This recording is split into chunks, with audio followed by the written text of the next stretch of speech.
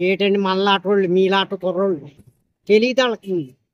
వాళ్ళు ఏమంటారంటే ఎంచోపు తిరగాల పోవాలనుకుంటారు తప్ప పూర్వం దాలకించరు, వెనకాల దాలకించరు.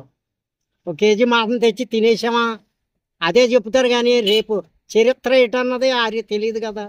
తెలియక వాళ్ళు ఇష్టం వచ్చినట్టు వాళ్ళు వాగుతారు. ఒకవేళ పవన్ కళ్యాణ్ గారు గెలిస్తే ఏం చేస్తారు అనుకుంటున్నారు? ఏం చేయడండి, మాటలే తప్ప. చంద్రబాబు నాయుడు ముందు ఆడిన మాటల్లో ఒక మాట కూడా నిరికిలేదు. ఏదో పండక్కి ఇచ్చి కూడా 1 కేజీ బెల్లం 1 కేజీ పందారు ఏదో. మరి వీళ్ళ ప్రభుత్వాలు అయ్యానందయ్యా? ఈ ఇళ్ళ ప్రభుత్వంలో మొత్తం అన్ని ఇళ్ళకే వస్తున్నాయి కదండి. మరి అమ్మ కూడా వస్తుంది, చెయ్యి వస్తుంది, డోకరా వస్తుంది, ఏదో రైతులకి రైతు మిత్ర వస్తుంది, కోట బియ్యం ఇంటికి వస్తున్నాయి. లేత లైన్లో ఉండేవాళ్ళు. మేమంటే కొంత పడిచోళ్ళు ఉంటుంది. మాకంటే ముసలోళ్ళు కర్రల భుజాలు వేసుకుని కూర్చొని ఉండేవారు. ఈవేళ ఈ 2 నెలల నుంచి మా మండలంలో ఏం జరగలేదు. మరి ఇతర మండలంలో మాత్రం చచ్చిపోతుంది చేపడుతున్నట్టు.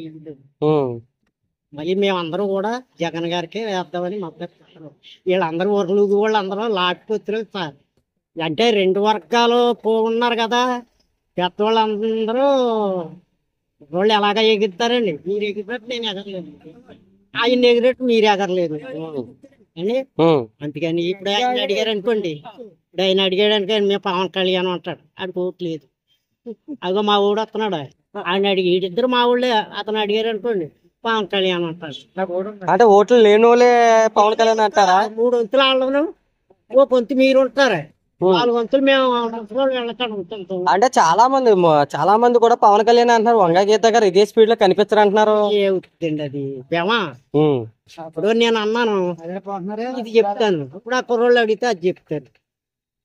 రేపు తర్వాత అయితే ఇక్కడైతే మాత్రం వంగ గీత గారు ఖచ్చితంగా 100% మీరు మాత్రం ఓటేసేస్తారా?